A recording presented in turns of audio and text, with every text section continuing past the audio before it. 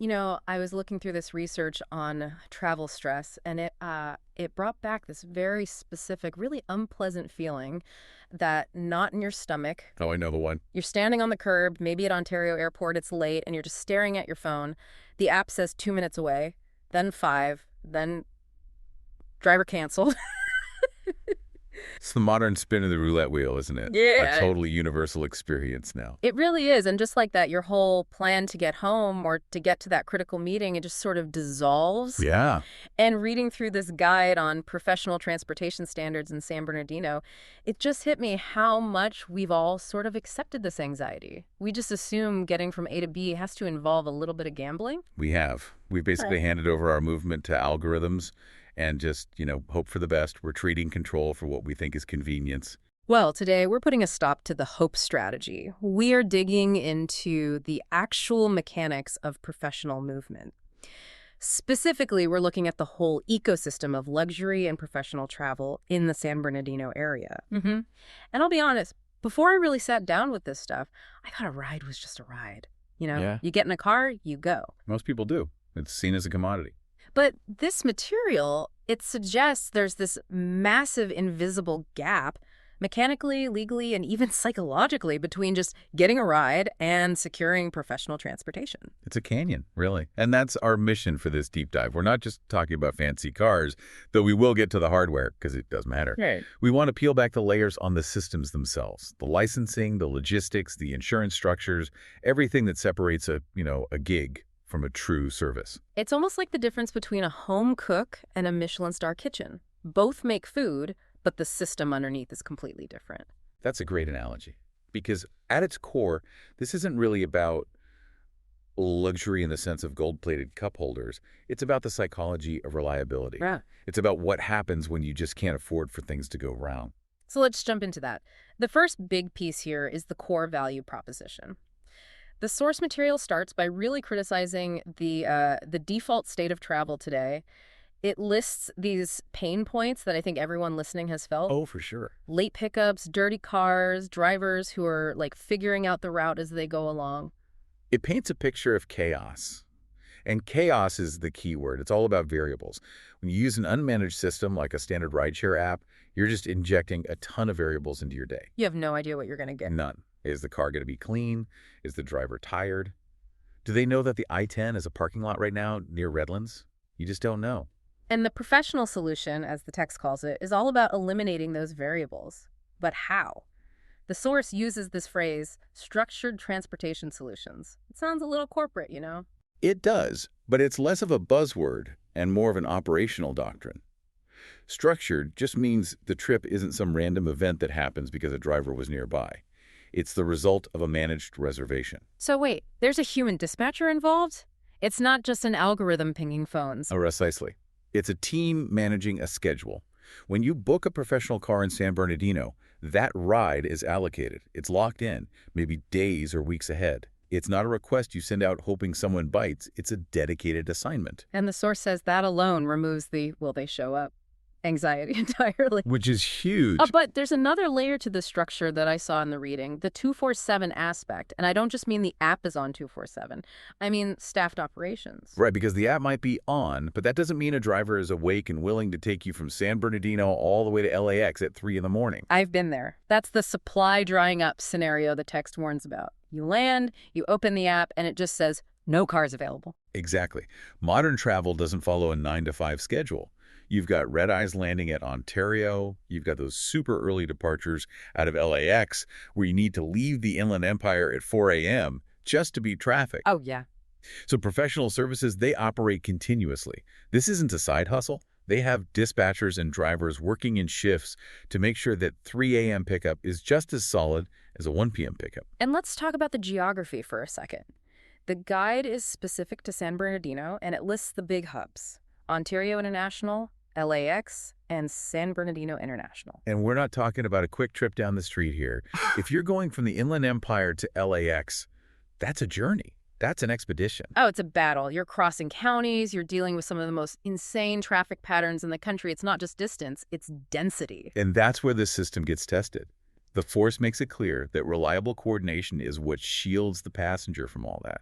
If you're in the back of a professional car, the traffic is the driver's problem, not yours. You're not the one watching the GPS. Right. You're prepping for your meeting or just decompressing from your flight. Which brings us to the person who is actually handling all that stress for you. The source makes an aggressive distinction here. It separates informal drivers from professional chauffeurs, with a capital C. As they should. It's a title that implies a certain scope of practice. It's like the difference between a cook and a chef. One follows a recipe, the other manages an entire experience. Yeah, I think for most people, the word chauffeur brings up this image of a guy in a tuxedo from an old movie, but the text breaks down what the role actually is today. It's not just driving. It's almost like a concierge. It's a service role, 100%.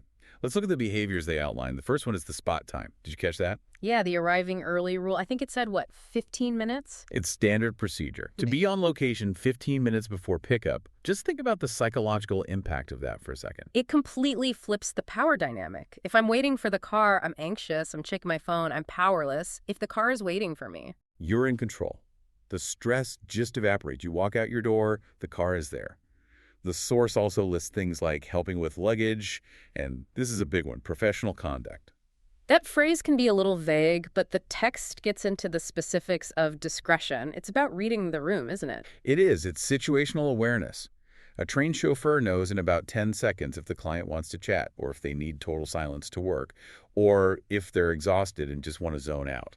It's the difference between a driver who tells you their whole life story and a professional who, respects your space. Correct. And there's a whole back end to this human element, too. These chauffeurs aren't just out there on their own. They are under direct management. Meaning someone's watching the watchers? Yes. The oversight for gig drivers is loose, at best. Maybe a star rating system, which can be gamed.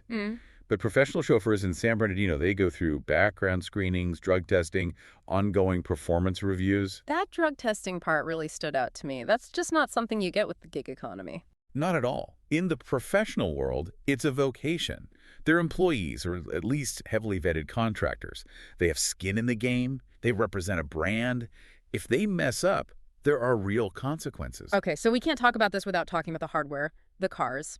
I admit I like a nice car.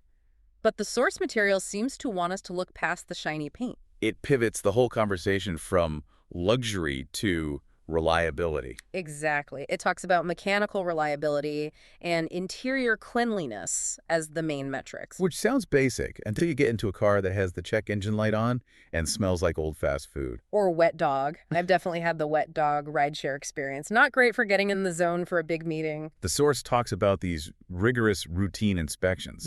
And this isn't just, kicking the tires. For licensed delivery vehicles, maintenance is regulated. We're talking preventative maintenance schedules that are way more aggressive than what a normal person would do. Because these cars are running constantly. Thousands of miles a week.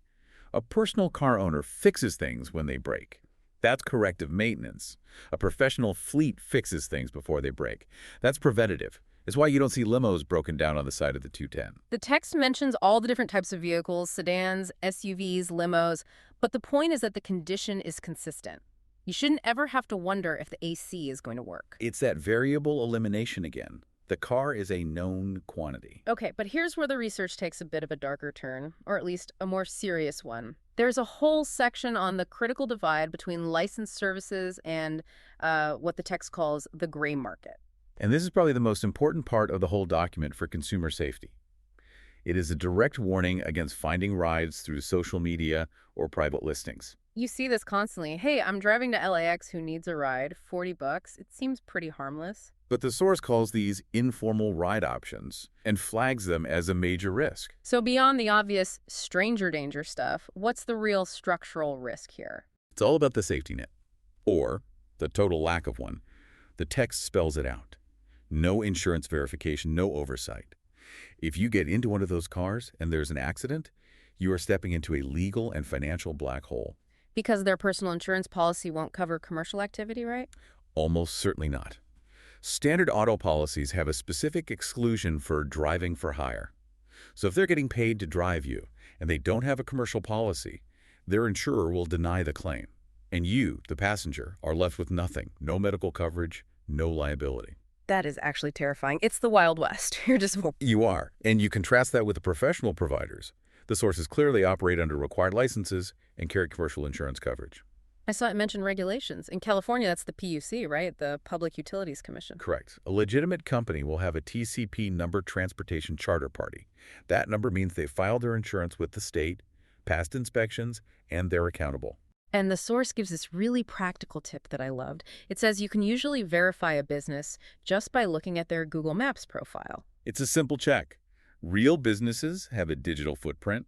They have reviews, an address, a verified profile. The gray market operators, they live in the shadows. Just a phone number or a social media message. So the rule of thumb is if they aren't on the map, don't get in the car. It's a pretty good rule to live by. If you can't verify them, you can't trust them. So we've covered the safety and the system, but let's talk about the why. Who's using this? The source breaks down a few use cases, and the first is executive transportation. That's the bread and butter of the industry. It is, but the text frames it in an interesting way. It says, business travel requires discretion, efficiency, and schedule management. The word discretion really jumped out. It's crucial. If you're a CEO on a call in the back seat discussing a merger or a lawyer talking about a sensitive case, you can't have a driver who's going to go tweet about it. Professional chauffeurs understand confidentiality.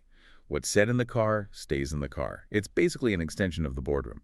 And the efficiency part, that goes back to the whole San Bernardino context. Tight. If you're sending an executive to a meeting, the last thing you want is for them to be stressed out by the drive. You're paying for their brain, not their ability to navigate traffic. The car becomes a mobile office. They can work, they can prep, they can rest. It's about protecting their productivity. If they arrive exhausted from fighting I-10 traffic, you're not getting their A game. Then you have the social side of things. Weddings, special events, the fun stuff. And here the focus shifts to presentation. The vehicle has to be on time, obviously, but it also has to be part of the whole aesthetic. It's about optics. Absolutely. I've been to a wedding where the shuttle bus just didn't show up. It ruins the day. The bride is crying. Guests are stranded. It completely changes the vibe. Exactly. You are buying presents. You're paying to be able to be present in your own moment instead of managing a crisis on your phone. You're outsourcing the worry. There's one more secret weapon the source mentions about these local San Bernardino providers, and that's local knowledge. This is so fascinating because we all just assume Waze or Google Maps knows everything. Right. We just obey the robot. Turn left in 200 feet. Okay. But the source really emphasizes that serving the Inland Empire requires this deep familiarity with local routes and traffic patterns that an app just doesn't have. The human algorithm. Yes. A GPS sees traffic speed. A local chauffeur knows why the traffic is slow. They know that construction on the 215 is going to shut down 2 lanes at 9 p.m. They know the surface street shortcuts that an app might ignore because they look longer but are actually faster. It's nuance. A computer just doesn't do nuance. And the source even mentioned that community info is often cross-referenced with the official City of San Bernardino website.